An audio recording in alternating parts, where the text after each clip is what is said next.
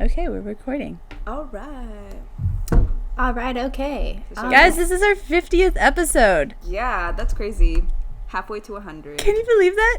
That is crazy. News. That is crazy. Cheers. That's halfway to 100. Cheers. You guys. We're like official now, right? Yeah, 50. 50 times senior of us citizens. doing the intro, 50 stories each, like all the ghosties and aliens and murders and disappearance, and that's not even including our minisodes. Like, fuck yeah, go us. That's really... There's like, Wow. oh, well, no, not 51, because we actually completely skipped that episode that shall not be named. Oh, yeah. But we did record a story Don't before. say it. Oh, we did. There are 50 stories.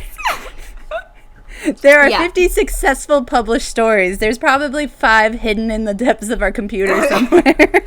Probably. Hey, mistakes happen. It's all good.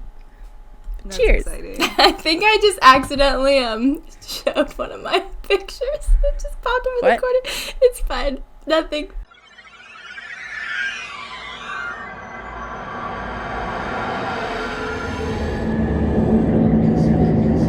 You know your life is just a dream, don't you? Welcome to Who Fucking Knows, a podcast where 3 friends, a blonde, a brunette, and a redhead, discuss conspiracy theories, murder mysteries, and unknown phenomena that makes you say, who fucking knows what happened. My name is Angela. I'm Taylor. I'm Lexi. There's always Welcome to that Who Fucking pause.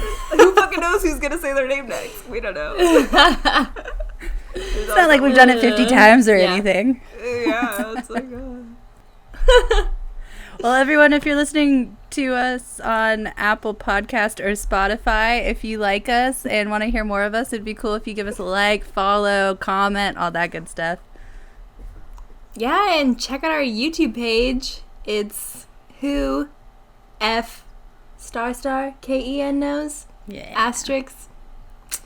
If you Yes, want we to do. see our faces, Yeah. see my sweaty face. and if you're It's watching pretty hot today. if you're watching us on there right now, yeah, I'm talking to you. You see me pointing. Hit that subscribe button and that little bell. Yeah, All right. So what are you guys? Right on. Well, please. a White Claw, White mango. Claw. Me too. Watermelon. I'm just so Mango is eager a to juicy ask style that fruit because produced I'm from drinking a numerous hard species of kombucha. tropical What are you trees drinking, belonging to the Angela? flowering Sorry. I Angela. hear some or- robot Shut up, voice. Alexa. Alexa. I'm trying to tell them about my drink. Just kidding. Okay, Alexa, should be done. Sorry. Angela, what are you drinking? Alexa. I'm having a hard kombucha. It's from Costco. Ooh. It's ancient berry flavored. What flavor? Ancient berry. Ooh. It's by a company Ooh. called Flying Embers. I've been getting really into kombucha lately because Costco has it, and I don't know. I got like the Kirkland regular kombucha, and then I saw this the other day, and I was like, oh, I need it. So hard kombucha. I'll let you guys know how buzzed I'm feeling afterwards. But yeah. Yummy. Congrats to that. Well, to start us off, it's episode 50, so we have a special guest for us. We did it a little bit different this time. I went ahead and went over to our special guest Holly's house and recorded our conversation about her 2 haunting stories that she has. And Holly is my boyfriend James's best friend's mom, and she's super cool. It's the best hangouts. We go over to her house and have barbecues and what's it called? Fire pits. We do s'mores and stuff and Bonfires? just talk. And I knew, bonfires. Fire Thank pits. you. Sounds Taylor, good. you grew up in Hawaii. You should know better. And I've always heard like little snippets of her ghost stories, but it was fun to sit down and really get everything. And so I hope you guys enjoy the audio. But before we play her first ghost story, I just want to give some background of the area that she's talking about. So she is going to talk about her experience in 2 houses that are both in like Arrowhead.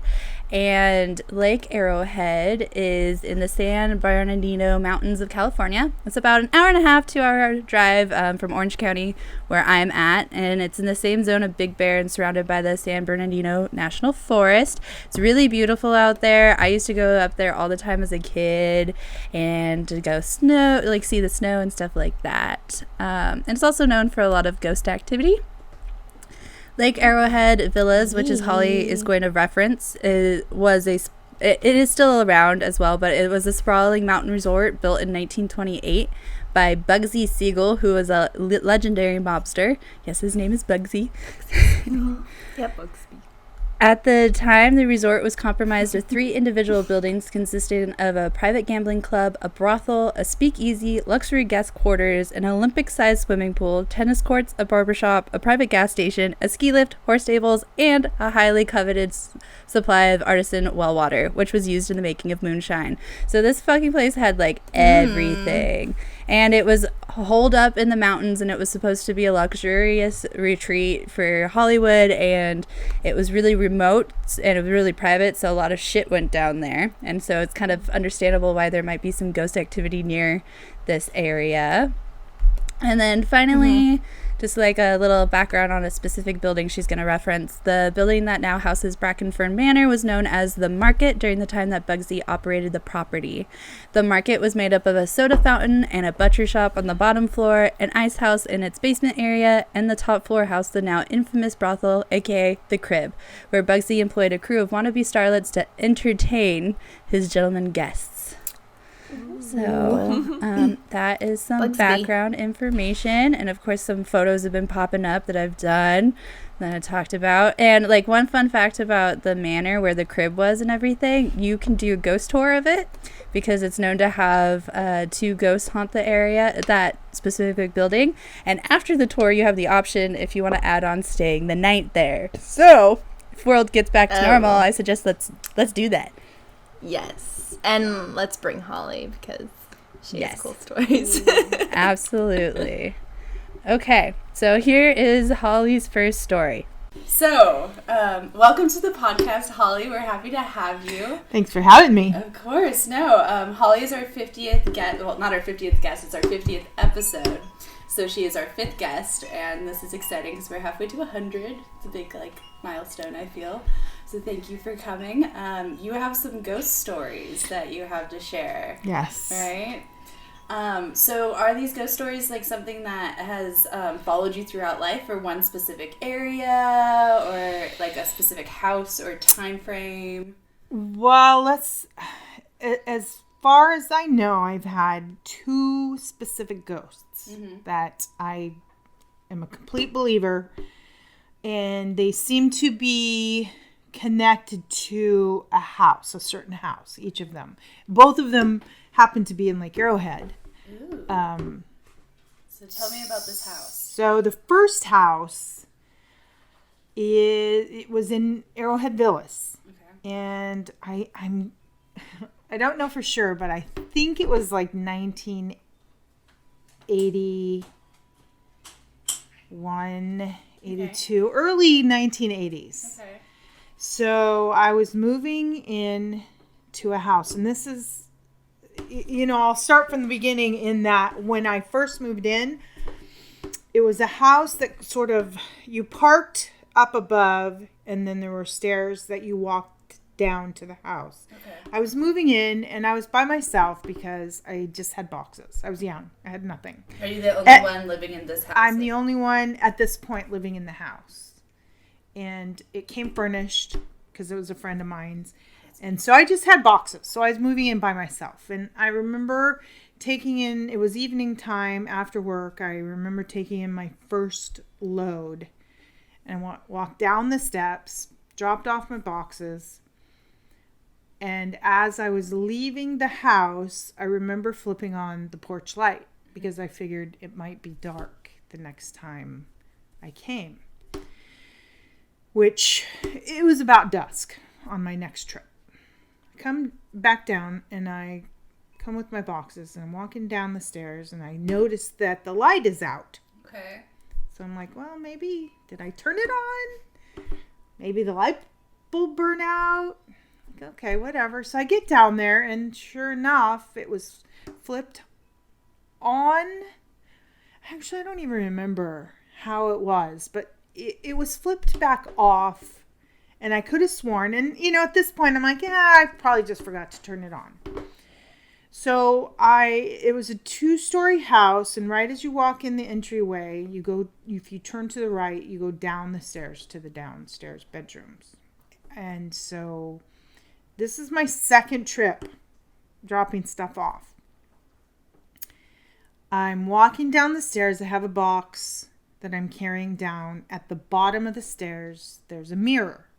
Okay. I get to the point where I could see behind me in the mirror, and I see the figure of a small boy.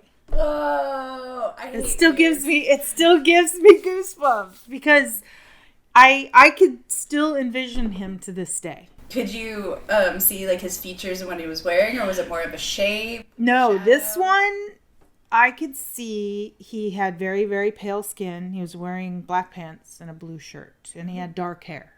Ooh, that's creepy. I don't really remember facial features. Okay. I know they were there, and he didn't seem to really be transparent. Okay. It felt more like a solid form. Almost. Not quite. Okay. Not like you sitting here in front of me, but it was more than transparent. So I stopped, and, your mind is kind of telling you it's playing tricks on you. And it was momentary, and I turned around behind me to look at the figure, and he was gone. That's why I hate mirrors in certain areas of the house, because it's like, you know what? If someone's going to come up behind me and kill me, I don't need to see it, because I'd rather not see ghosts in this case. Did you see the little boy again? So I never saw him, but he was with me the entire time. Was he like toying with you? Yes. Like placing things and turning off the light? The most interesting one that he played with me, and at this point, at the first sighting of him, I did not feel threatened. Mm-hmm. I didn't feel like it was a bad presence. Yeah. Okay, so I, went ahead and moved in, was living by myself. The house came furnished, like I said, and the woman who owned the home moved away, and she was a friend of mine, but before she moved away, we used to get together and have parties, small parties there, and play games and stuff. Well, she just happened to have a Ouija board. Ooh, I was hoping you had a Ouija board story. Under the couch. Okay.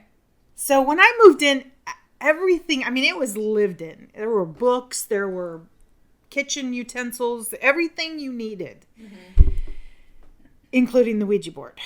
Did you know about the Ouija board? I did know about the Ouija board. Okay. I don't know why. I must have tinkered with it with her before. Mm-hmm. And I think I just slid it under the couch at one point. So one morning I came up, and this is after nobody's been at the house, no reason for this to have been. And I came upstairs, and I don't know, what do you call the little triangle? The thing you put for the Ouija board. The thing that makes you know what letter it is. Yeah. There's a name for it. I'll have to look it up. And it was in the middle of the room. Ooh. So somehow it came out from under. I didn't have any animals, so no cats batting it out from under the couch, no dogs getting it, and it was just right smack dab in the middle of the room. Ooh. Did you interact with it at all? Like use No. I think I was heading out. I think I was going to work or something, so I didn't really have time to think about it. Other things he used to do is knock things off the kitchen counter. Ooh. So I'd be downstairs in bed. Clang, clang, clang. And one time I heard this crash, and you could tell something broke. And it was one of those ceramic spoon holders. Mm-hmm. and was on the floor broken. Again, no animals, no one else in the house. I'm downstairs. You would have felt an earthquake. Oh yeah, and nothing. Yeah, it was it was kept way up on the counter. So even if there was an earthquake, it would have taken a lot to. So is this something that you've come and like reflected on and realized like these little instances all kind of you could tie to the ghost, or is this something that you were realizing as it was happening?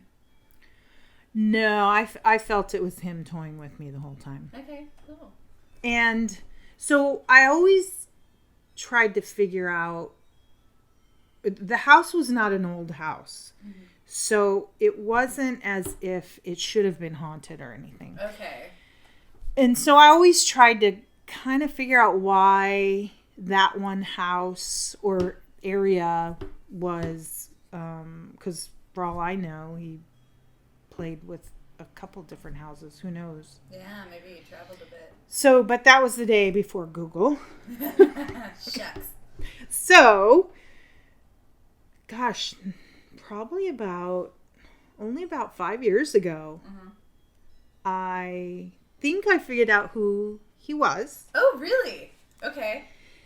I inherited a slot machine from my mom. Mm-hmm. And the slot machine came out of a place up in Arrowhead, which was, I would say, hard to tell because the winding roads, but probably 2 blocks, no further than 2 blocks away from this house I was living in. Okay. It's the Arrowhead Villas. It's still there. Mm-hmm. Back in the 20s, it was owned, I think it was 20s. Bugsy Malone used to own it. Okay. Gangster. Used to be a brothel and illegal gambling and, all kinds of illicit things going on there. Definitely a hot spot then. Yes. And so I got on Google because I wanted to research the slot machine. Mm-hmm. And I read a story referencing a young boy in front of Arrowhead Villas on a wintry night. And his name was Ryan. Okay. And he was, I think when he died, he was 6. And remembering, because when I always described my ghost, I said, he's probably about 7, 8 years old. Mm-hmm. So this young boy named Ryan was one of the prostitute's sons. He was out playing in front of the building and got trampled by horses. Oh my goodness. So I was kind of thinking, this is him. He's wandering. He's in the area. He doesn't necessarily stay at the Arrowhead Villas. Mm-hmm. He died outside and he's just playing. So I'm pretty convinced that that's who he is. Nice. That's really good that you didn't have a malicious feeling at all. Well, one thing that really stood out to me was how detailed everything was. I loved how detailed she was able to see the apparition of the ghost. I thought that was very interesting too, because usually like when I picture someone seeing a ghost or an apparition, it's like she mentioned, it wasn't as detailed as you sitting across from her, but it was like still not solid. Like a transparent thing. Yeah. Mm-hmm. Yeah, which is really interesting. I think that Holly has some balls for still moving into that place alone after seeing that. Especially living alone. I was like, I know. I don't care if it's not threatening. Like a small child ghost says nope. On move-in day, I'd be like, it's not for me. Well, what I like is that he presented himself to her on day 1. So it wasn't like a backwards thing of like slowly like realizing the way that he would fuck with her, turning off the light and like leaving doors and open and closed, like the staple ghost things, like doing that first and then being shown is like, okay, I'm not crazy, but seeing him and then those actions, you're like, oh, okay, you're just playing around. Like her attitude towards it, I feel like that's just like the mindset. It's like, oh, like you showed me yourself on the first day, like you're cool. Yeah. What was interesting to me about her recollection of all of it too is the fact that all this went down, what did she say, like in the early 80s or late 80s? And first couple of years of the 80s.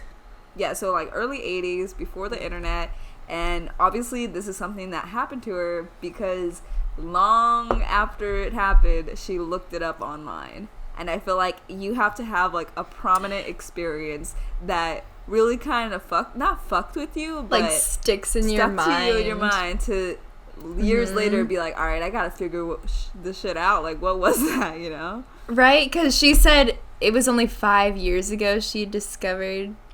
Is that the Give one? or take. Discovered who? Yeah. So That's crazy. that was interesting. And so I don't know. Yeah. I thought it was a creepy but cool story. And then the Ouija board thing. Yeah, she's a really good storyteller. Mm-hmm. I enjoyed listening to her. The Ouija board. the Ouija board. If you saw it out Oh, in and the when you living guys were room- trying to think of the name of the thing, it's a planchette. I was screaming. I'm like, Thank you. planchette! Like the thing that... I had no numbers, fucking like- idea. Yeah, It's I like, was it's the just like, it's a triangle that you triangle move. thing. I think I'm saying You it know? right. Yeah. Planchette. You know the instance where the Ouija board was in the middle of the living room, like, randomly? If you had the opportunity, say, like, you were in that instance, but you didn't have to go off to work or whatever, like she had to, would you sit down and, like, communicate? Or would you, like, fucking leave and be like, nope, I'm out? I would go to a friend's house at that point. I would, like, I can't do this alone. You know? Yeah, I don't think I could do it That's- alone. I I'm couldn't too do that alone. That's how skilled. people get possessed. That's very true. Yeah. Yeah, so like, Alrighty. Are we ready for story number 2? Yeah. Let's do it. So, second ghost story. Her name was Stella.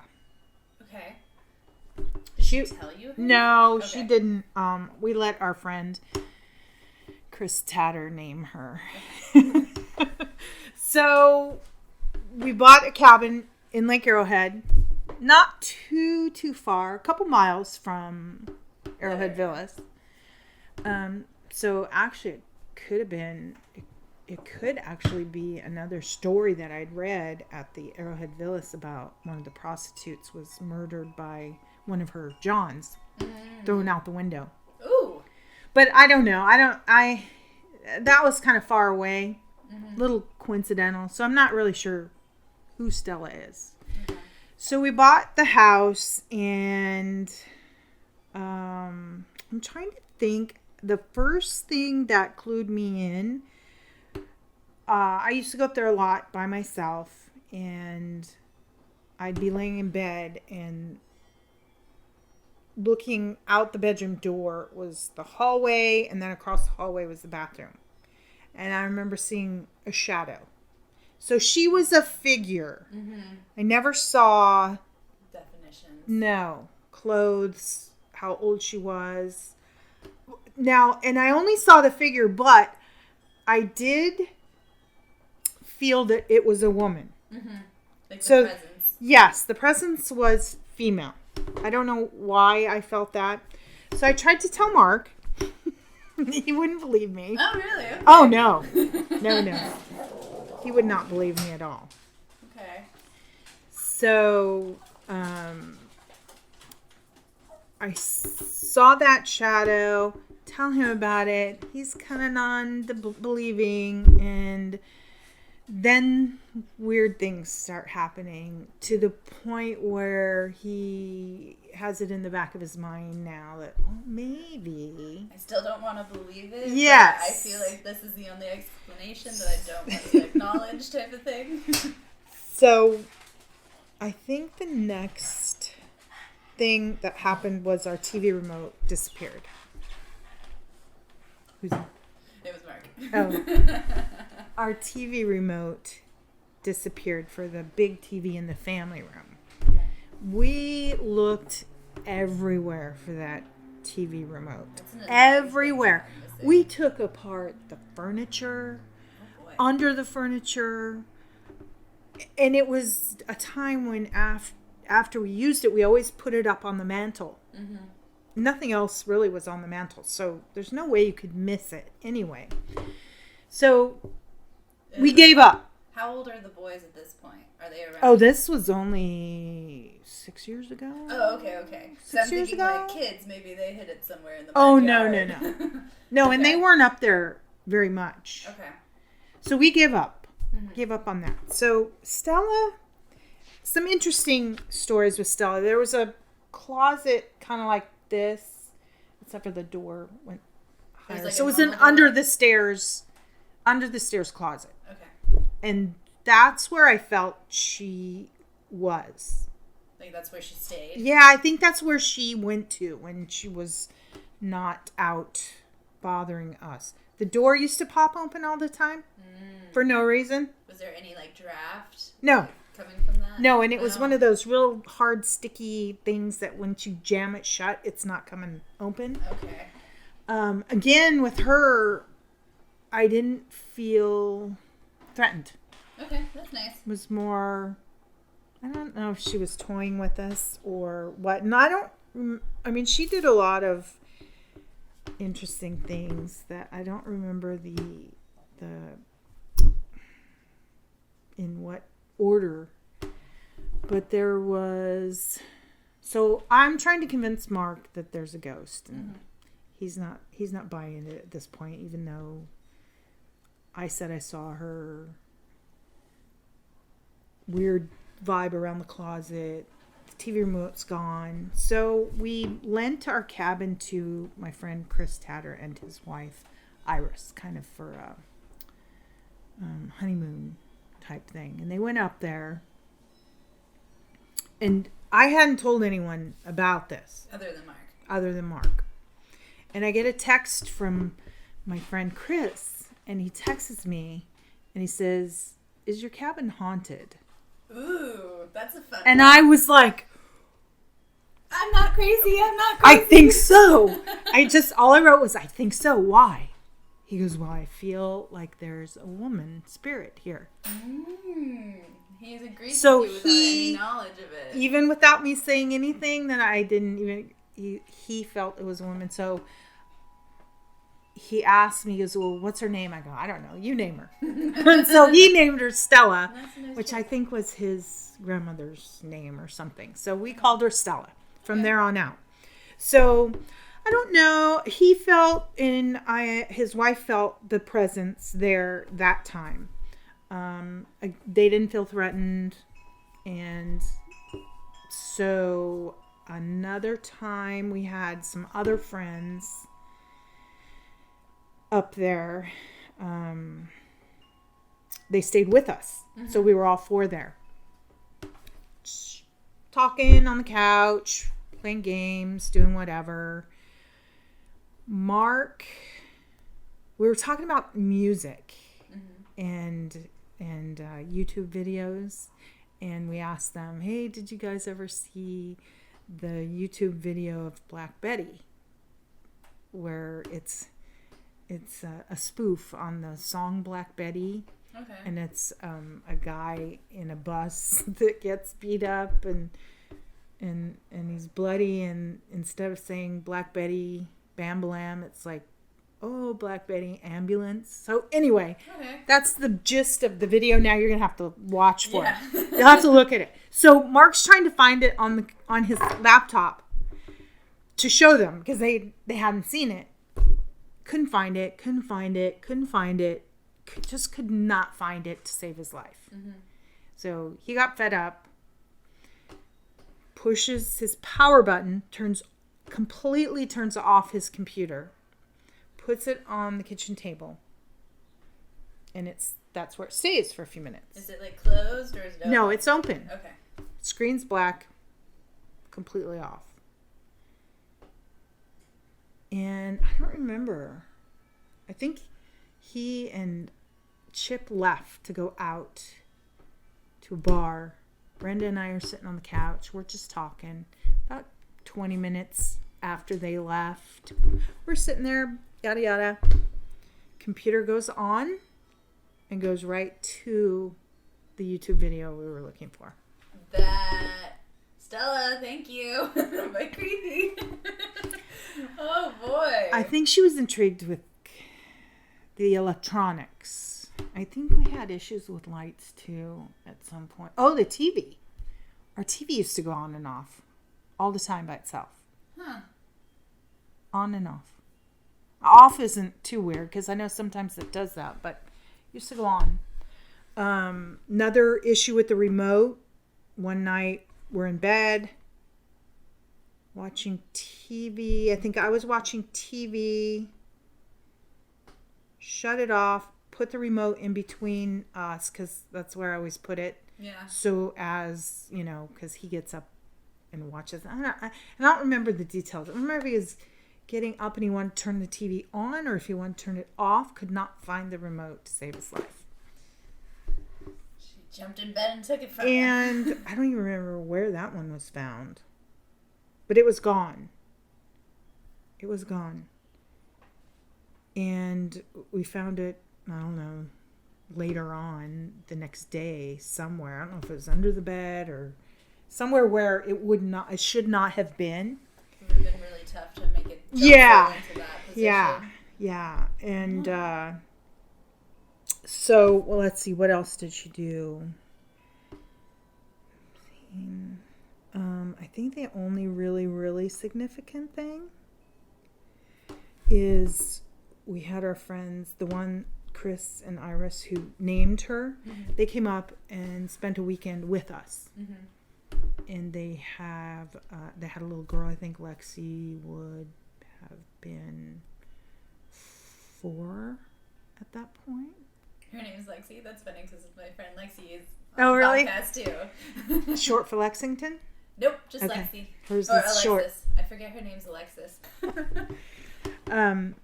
So Lexi was with them. And we're sitting around on the floor at the coffee table, playing games, drinking. And I think Chris was sitting on the couch. And he felt her presence in the closet. Like from across the room, he's like, I feel she's over there. Okay.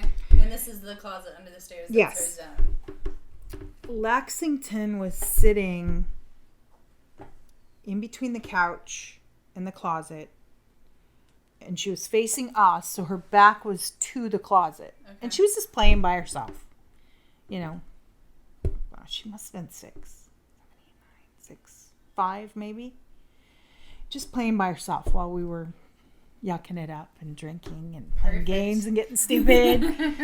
So she's sitting there, and all of a sudden, she stops what she's doing. She turns and looks at the closet. She looks back at us. And then goes back to playing. Like she saw or heard something? She saw, she felt, she heard something. Because she just stopped. It was very specific that she looked at the closet and then looked back at us, and then we all stopped. And we're like, what did she see? Did she see something? Did she feel something? And then she went right back to playing. So obviously she wasn't threatened either. Yeah. But she felt something. That's crazy. I always feel that kids definitely can see more than us. And is an imaginary friend really, truly just imaginary friend? Or is that a leftover presence? Yeah. I feel like it's like 50-50 on that one. Well, and why do you suppose some people can see and some people can't? Do you think it's their openness to possibly believe? Maybe. I feel like there's definitely, if you don't believe in it, you're weakening it in a sense. Whether you're weakening your ability to see it or its ability to make itself known to you. But I think there's definitely a mindset that plays with it a little bit.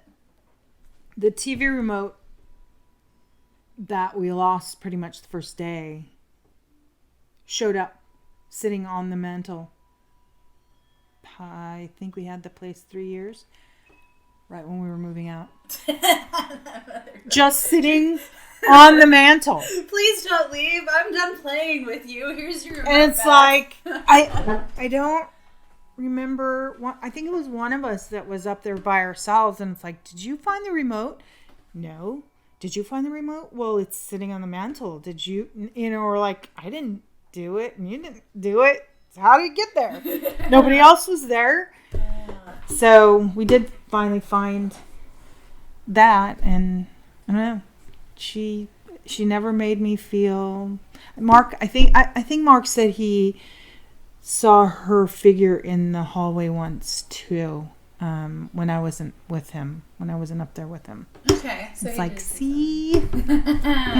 Now you believe. Well, excellent. Those were wonderful stories. Thank you so much again for being on the show with us. Thanks for having me.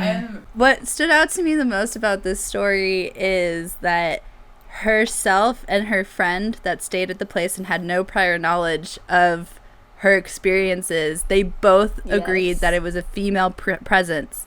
And that it was, you know, it wasn't a harm or anything, but, like, it was for sure female without actually seeing anything that, like, screamed which is female. That's so interesting. Interesting too. that they both felt that. I wonder how that feels, or, like, what about that, like, what gave them that. Like, made it female. Maybe it was, like, a nurturing energy or something. Yeah, I know. That was, like, trippy. And I think it was interesting that without even knowing that, he just texted her, was like, hey, do you think your place is your place haunted? And she's like, oh, I'm not the only one, pretty much. Like, yes. Yeah. I think so. I like just having that confirmation probably felt really good. Yeah, and the funny thing too is Mark is her husband, and he like poked his head out into the living room when we were talking for a brief moment, and then after when we were done talking, he like came up and he's like, I heard you guys talking about me. I did kind of believe you. I just needed more proof. And I'm like, Mark, bring Mark on the podcast. he loves alien stuff. He had a little stint where he researched into it and was really into it, and I think you and Angela and him would have a really great conversation, but he doesn't have any experiences. In fact, the two of them have tried to travel and visit where Travis was abducted from our episode 48, 49 that you covered, Angela. They've tried twice. The first time they were in a car that wasn't like capable of driving on the road of it, and then the second time they took her four-wheel Jeep Wrangler, but it was super muddy and like the Jeep got stuck, and so the first time they got about halfway there, and then the third time they got like 3/4 of the way there, but they had to turn around because they got stuck, and so they're like, third time's the charm. That's cool. Sounds like cool people. I would love crazy to do they tried to something go there. go on like a cross-country trip to all the alien sightings. But continuing with Stella's story, I really like the fact that the remote popped up the very last day they were there. Like, I think that's super funny. Was that a cry for like, no, don't leave, I promise I'll stop annoying you, or was that like a, okay, here's your parting gift? You guys go. I thought that was funny. What do you think Lexington saw? Probably Do you think Lexington saw Stella? Like a form or something? Because the way that she was playing with her toy and then like looked and then like kind of stopped and continued playing.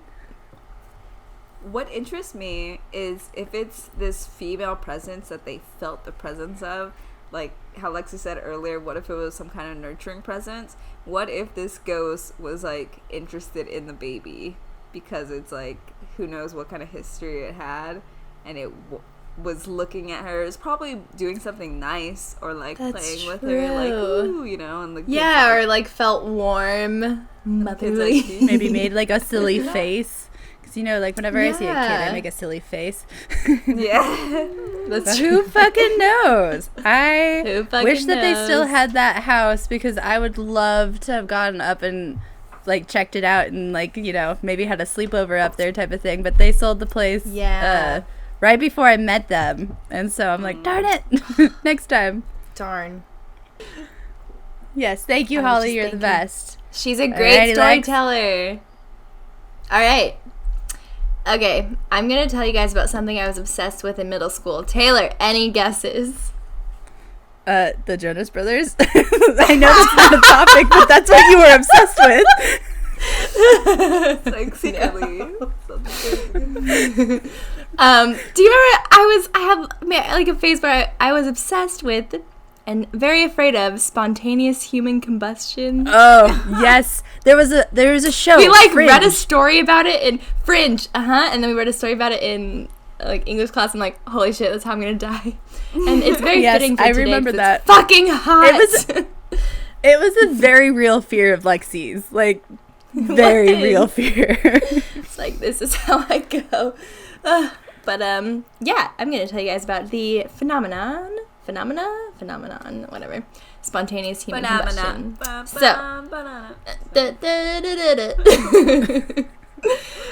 All right. So, spontaneous human combustion is the concept of the spontaneous combusting or catching on fire of something that is living, like a human body. So, human combustion, human body, without any apparent external source of ignition. So, like a fire or a flame or a match or something, none of that is around. It's just the body spontaneously combusted one way or another. So there have been a ton of reported cases throughout the years of this weird phenomena. It's been appearing in literature and also has been observed in different remains of the victims. So let me try again and show my first picture. Rah! Spontaneous human. It's this. I don't know if you guys are on the drive or not, but I have this photo of this man who looks like he's like, I don't know, grunting. Yeah, he's power, like standing and he's, like, on fire. He's falling into a cloud, but it's falling on It's fire. a power stance. That was the picture that like accidentally popped up when I was doing something. I was like, fuck, get this off. Anyways, I thought it was funny. Perfect. So, yeah, spontaneous human combustion. If you Google just spontaneous human combustion, some really disturbing crime scenes pop up. I think this next picture I'm going to show is one. So, one thing that's usually left is their legs and their feet, which is really so creepy. weird. Yeah, I don't know. Who fucking knows why? It's just their legs and their feet left, but... Is that another reason why you hate feet, Lex? Because they're left I behind never if thought you about that, spontaneously but- combust. Maybe. So scientific investigations have kind of attempted to analyze why this happens, and there's a bunch of different things, but it kind of comes down to behavioral habits and alcohol consumption. They say people who have a higher consumption of alcohol, it could be a potential source of ignition, and also people that are like overweight, like a fat could be more flammable, I suppose. But there's no I'm a contestant. set. No, shut up. I'm loaded with booze. Yes, booze. Yeah, but there's no set. What's the word I'm looking for? Set cause, or nothing's confirmed. It's still sort of up in the air as to why it's caused. But so there's some certain characteristics that victims usually have. The victims are usually chronic alcoholics, usually elderly females. The body has not burned spontaneously, but something has come into contact with. So again, it's not like, oh, I dropped my cigarette on myself, or oh, I touched a match. It's just all of a sudden, whoosh, fire. The hands and the feet usually fall off. The fire, this is an interesting one. The fire has caused very little damage to the things around it. It's just like the body. So it's like their house doesn't burn down after they spontaneously combust. They just die. It's freaking, it's so weird and it's so scary. Oh my God. Yeah, well, like But, one photo that you have up in the drive is like, like woman legs, what I'm assuming are woman legs coming out of like maybe a fireplace, but next to a bed and a chair. Mm-hmm. And like, you could see the burned body, you can see the legs, but everything around it is untouched by this. Mm-hmm. And if it was I just know. magically It's on weird. fire, like how did it not catch on anything else? Oh man, it's crazy. But one very common theory that's sort of thrown around is called the wick effect. So this hypothesis suggests that a small external flame source, like a burning cigarette, sort of chars the clothing of the victim at a location, which then splits the skin and releases the subcutaneous fat, and then is absorbed into the burned clothing. So it's like there's no open flame, but there's like a hot piece of clothing which sort of seeps down into the skin enough to release this very flammable fat. But I don't know. That's the boring science version. I like some other... we'll get to some more fun explanations. Another thing is this thing called ketosis. It's caused by like alcoholism or low carb dieting. It produces acetone, which is very flammable.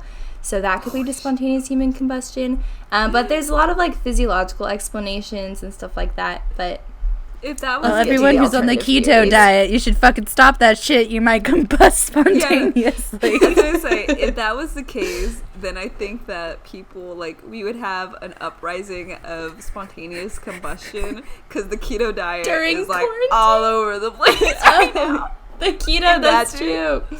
Imagine if that was like the result. Like, sadly, people have been That would be spontaneously combusted. Rough.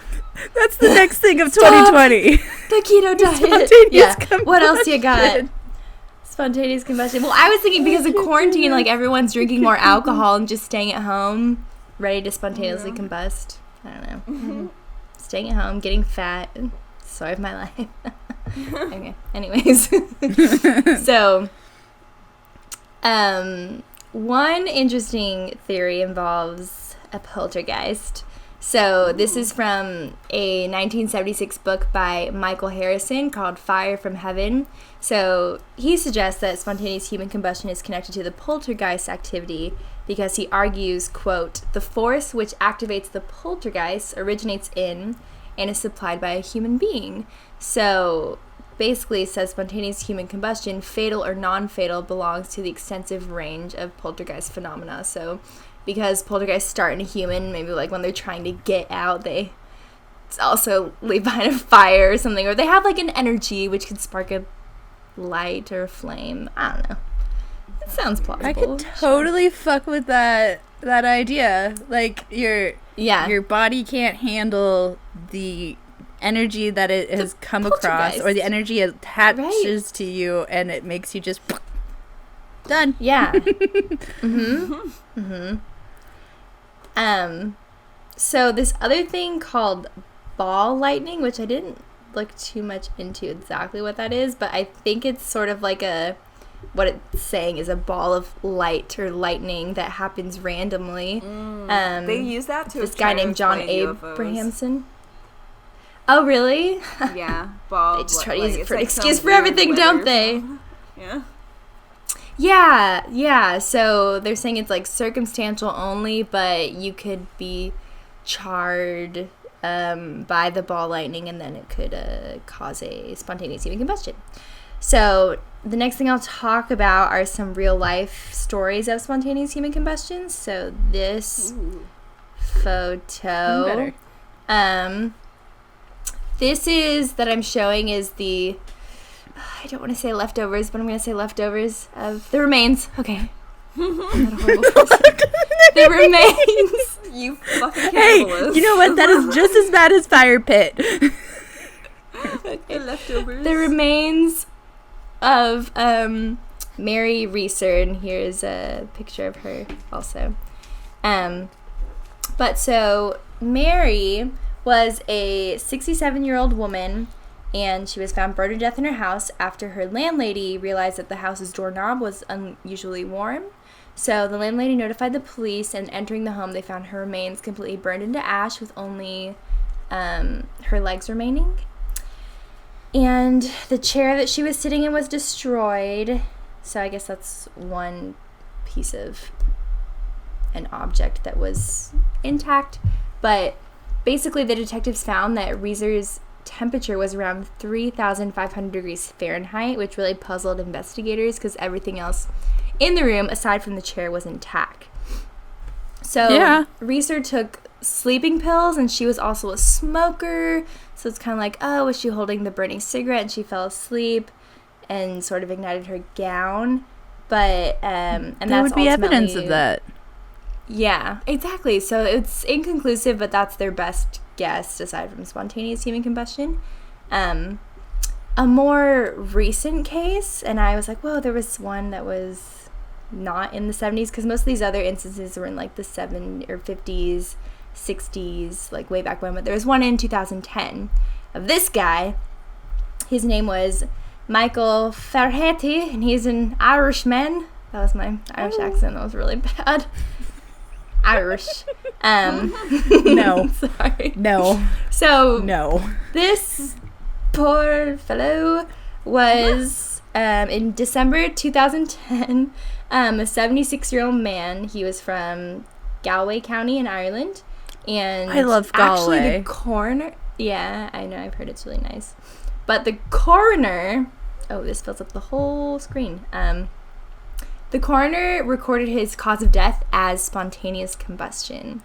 So basically, this is a quote from the coroner. "This fire was thoroughly investigated, and I'm left with the conclusion that this fits into the category of spontaneous human combustion for which there is no adequate explanation."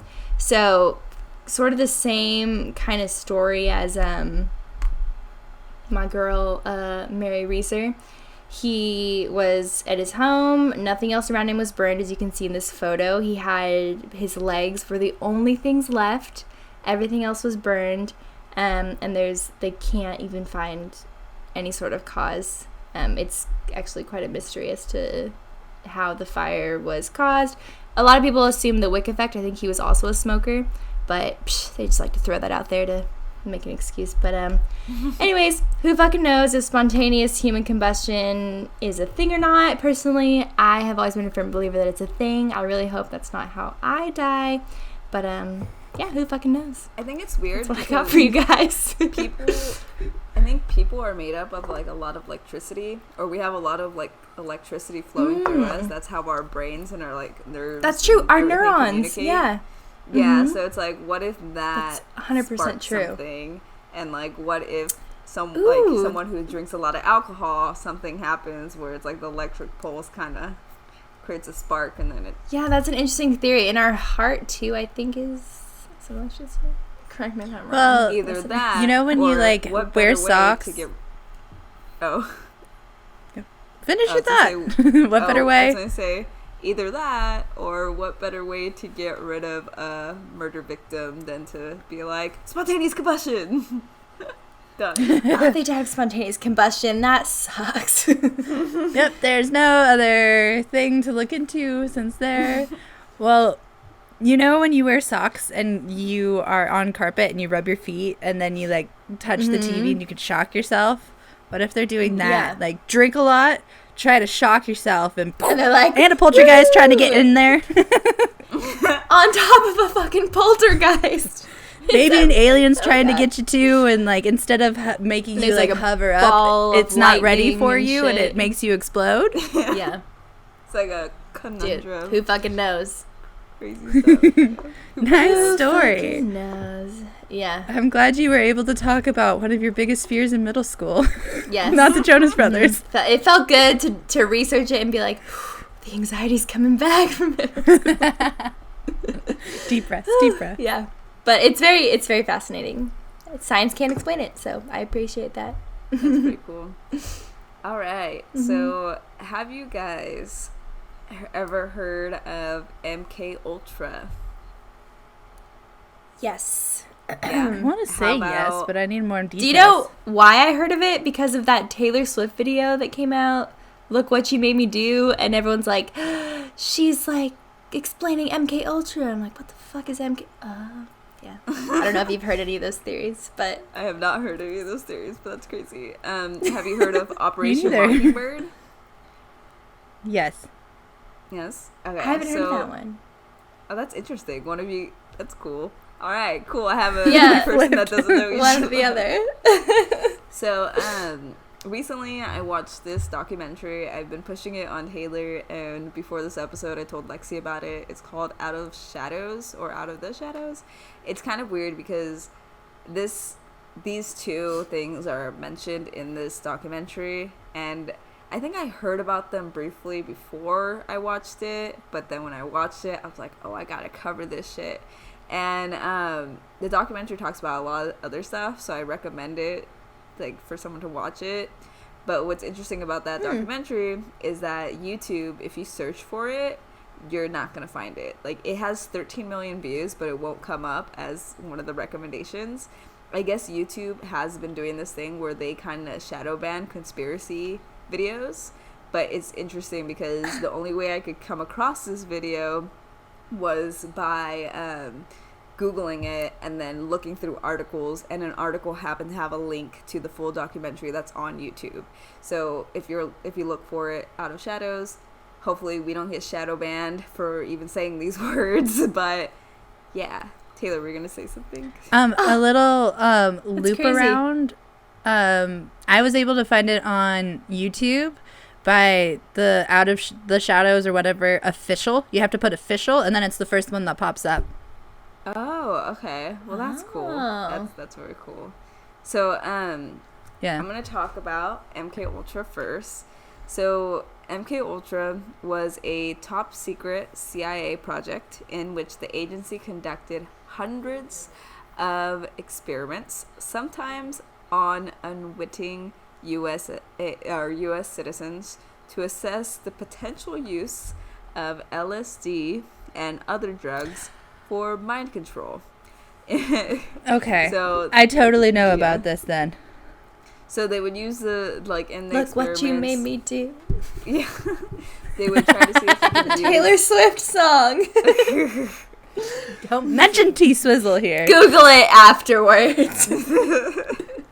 So they would use LSD to see if they could extract information from someone while also putting them through psychological torture.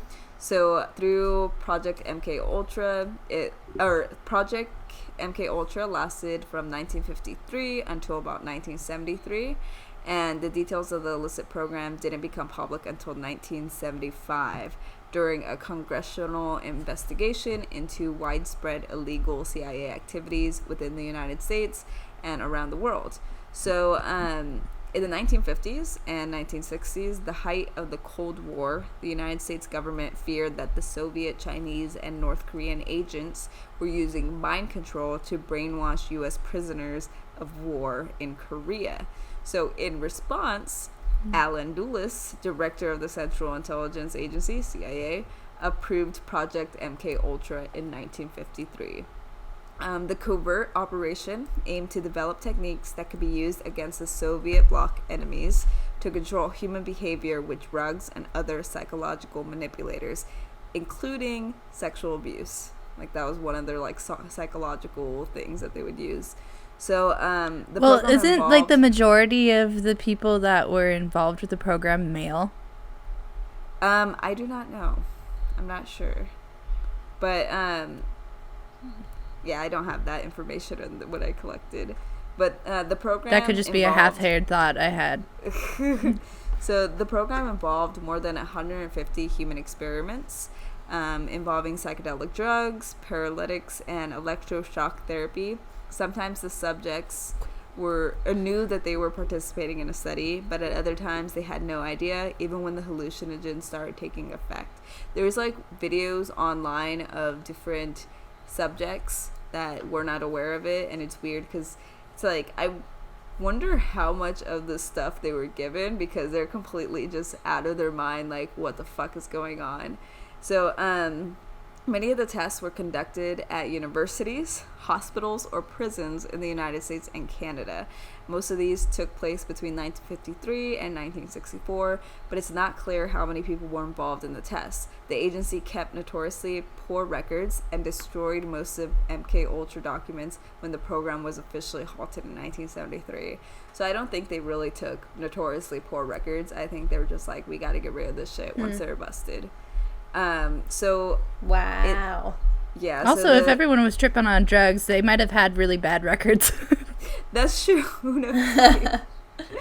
The CIA. Yeah, the CIA began to experiment with LSD, which is lysergic acid diethylamide, under the direction of agency chemist and poison expert Sidney Gottlieb. Wow, that last name is pretty much as hard as how to say LSD. But he believed the agency could harness the drug's mind-altering properties for brainwashing or psychological torture.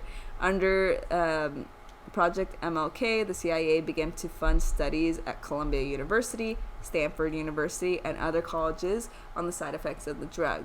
After a series of tests, the drug was deemed too unpredictable for use in counterintelligence. So MK Ultra also used experiments with they used to experiment with MDMA, mescaline, heroin, barbiturates, methamphetamine, and psilocybin, which is magic mushrooms.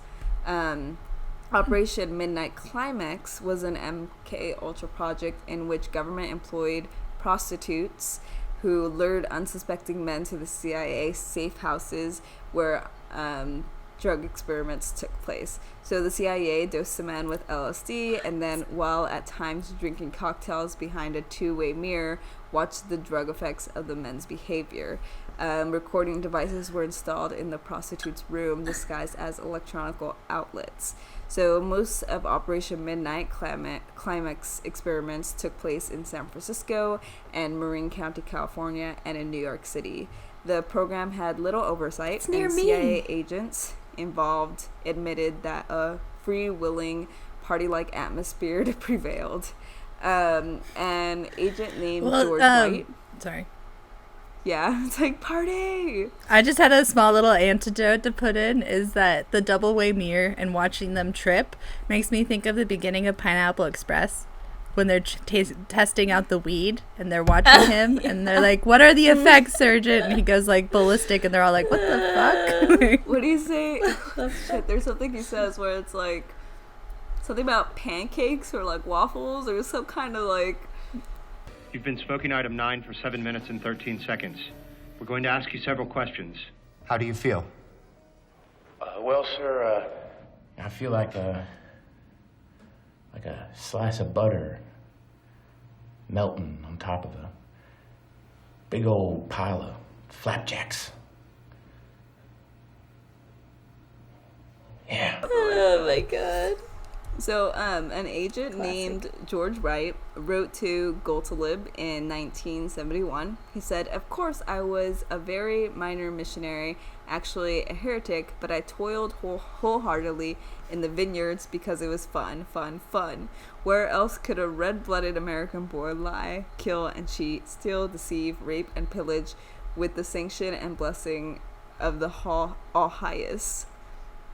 So, yeah, it's weird shit. Okay. But that was a lot to take in. Yeah.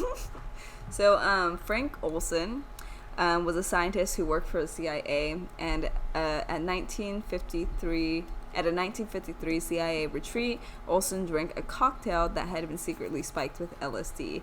A few days later, on November 28, 1953, Olson tumbled to his death from a window of a New York City hotel room in an alleged suicide. Wait, there's a plane going by. Alleged? Yeah. So, the family of Frank Olson decided to have a secondary autopsy performed in 1994. A forensic team found injuries on the body that had likely occurred before the fall. The findings sparked conspiracy theories that Olson might have been assassinated by the CIA. After prolonged legal proceedings, the Olson family was rewarded a settlement of $750,000 and received a personal apology from President Gerald Ford and then CIA Director William Colby. So that's like kind of weird. Like the CIA, from what I learned about this stuff, it's like the CIA is so sketchy. But so Yeah. Ken Kesey, author of the 1962 novel One Flew Over the Cuckoo's Nest, volunteered for MK Ultra experiments with LSD while he was a college student at Stanford University. Casey later went on to promote the drug, hosting LSD-fueled parties that he called acid tests. Acid tests combine drug use with musical performances by bands, including the Grateful Dead, and psychedelic effects such as fluorescent paint and black lights. These parties influenced the early development of hippie culture and kick-started the 1960s psychedelic drug scene. Another notable person who reportedly volunteered for the CIA-backed experiments with LSD included Robert Hunter, the Grateful Dead lyricist, Ted Kaczynski, better known as Unabomber, and James Joseph Whitney Bulger, the notorious Boston mobster.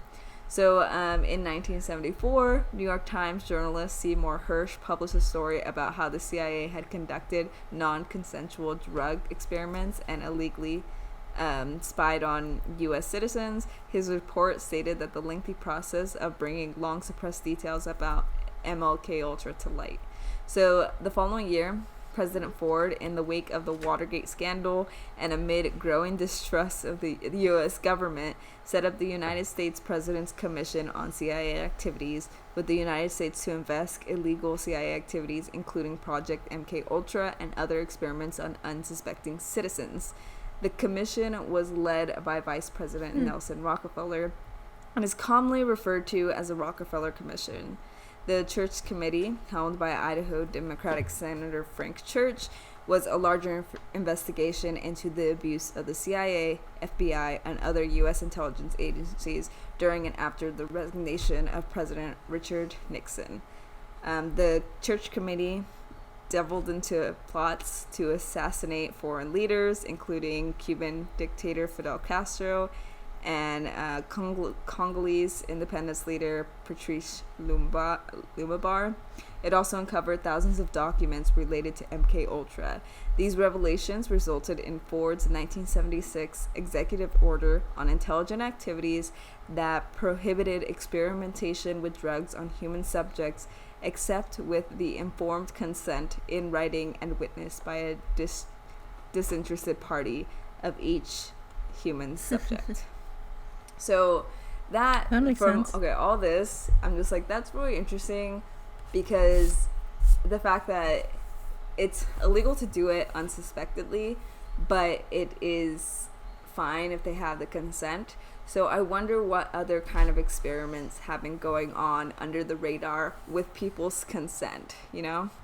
And that's what, like, for, like, in terms of mind control, why wouldn't they further proceed it? Like, even if LSD didn't work, sure, but there's other drugs that have been coming out, like DMT and shit. Like, people have been so interested in that I wonder what kind of experiments are going on right now that we just aren't aware of as the public. And then oh yeah, there's a Probably a bunch lot. of shit. yeah. Some of it I just don't want to know. Yeah, it's like I wonder if we're gonna find out. Have you when we're, seen like, older, though. Yeah, Yeah. Angela, A when you told me about documentary. this video, I told you a movie called District 9. Did you have a chance to watch it? I felt did not. I feel like I saw it in the past though. Is it about a guy, he has like cancer from his job? Like his job kind of gives him. Oh no, totally thinking of something else then. Not cancer, but like District 9. He gets infected. Well, it's this like MNU, which is like, say, the CIA dealing with the aliens. It's a special bureau to cover these aliens, and the aliens have been there for 20 years, and they're going to relocate them into pretty much like way worse than they already are. But he gets infected and starts turning into one of them, and in doing so, they have to break into his labs. And they see all the different experimentation that they're doing on these aliens and on their weapons, and like he didn't even know what was going on because he didn't have that level of clearance. He wasn't part of that like group, but he was working for the company. And it makes you go like, okay, all the people that work at the CIA, how many actually really know what the fuck is going on there? yeah, that's terrifying. Yeah, like to things me. are hidden from them. So, continuing, I also wanted to bring Operation Mockingbird into this because while Project MK Ultra has to do with mind control, I think Operation Mockingbird kind of relates to that in a way, because it was a secret campaign by the United States CIA to influence media. So it began in the 1950s, which is around the same time as MK Ultra, which is like, dude, I don't know, CIA's is or was, Coincidence? I think they still are. Yeah, kind of messed up. So the organization recruited leading American journalists into a network to help the CIA's views, and funded some student and cultural organizations and magazines as fronts. As it developed, it also worked to influence foreign media and political campaigns, in addition to activities by other operating units of the CIA. So the big secret of the Mockingbird lasted for nearly 25 years when Senator Frank Church and his committee until Senator Frank Church and his committee in the mid-1970s exposed it for what it was. So in 1997, a Rolling Stone article journalist, Carl Bernstein, gave another devastating image of the so-called free press in the United States. Bernstein painted a picture of a total corrupt press corps that was dangerously similar to what was the reality of a totalitarian state. Bernstein explained how the use of journalists has been among the most productive means of intelligence gathering ever employed by the CIA. So what creeps me out about this, the documentary that I talked a lot about this in present day, and I think it's clear that it's kind of like it's still going on. Like, you can't trust mainstream media. I think it's weird because yeah, I feel like our generation is kind of from what I can see, our generation and the group of people that I surround myself with are hyper aware of that kind of shit, where we see things and we don't really fall into the bullshit because we know that there's always some kind of incentive. But I feel like that's 50-50. I feel like it depends on what social circle you're in with that, because like my whole class there are definitely some that do fall into it. And like, think about how you access the media. If you don't go out of your way to try and find things out of the bubble that it gives you, it'll keep you in your bubble so you don't have outside opinions, and then you think this is the only way, and then you get in that trap and you don't really necessarily realize it, because Google search engine is doing that to you, only feeding you what you want to see, what aligns with you, instead of giving you the go to www.imright.com when you like look for something. So the CIA maintained its ties with executives, reporters, stringers, photographers, columnists, bureau clerks, and members of broadcast technical crews. According to Bernstein, some journalists were formerly CIA contract agents, others were assets, and some were perhaps just duped. People from the press could provide a full range of services. Journalists and reporters were used for handling foreigners as agents to acquire and evaluate information and to plant false information with officials of foreign governments. Reporters shared their notebooks with the CIA, and editors shared their staffs. Columnists and commentators were referred to at the agency as known assets and could be counted on to perform a variety of undercover tasks. Media owners, publishers, and news executives pledged resources of their companies. Certain editors even gave privileged briefings to Alan Dulles after trips abroad. Henry Luce of Time and Life magazine allowed certain members of his staff to work for the agency and agreed to provide jobs and credentials for other CIA operatives who lacked journalistic experience. Frank Wisner was the agency's former orchestrator of block operations, including many in which journalists were involved, while James Ingleton ran a completely independent group of journalists. So pretty much, like, it was very fucked up. It got exposed in the 70s, and the CIA claims, helicopter. They're after me. Seriously, it's been a while since that's happened in your background. Yeah. Let's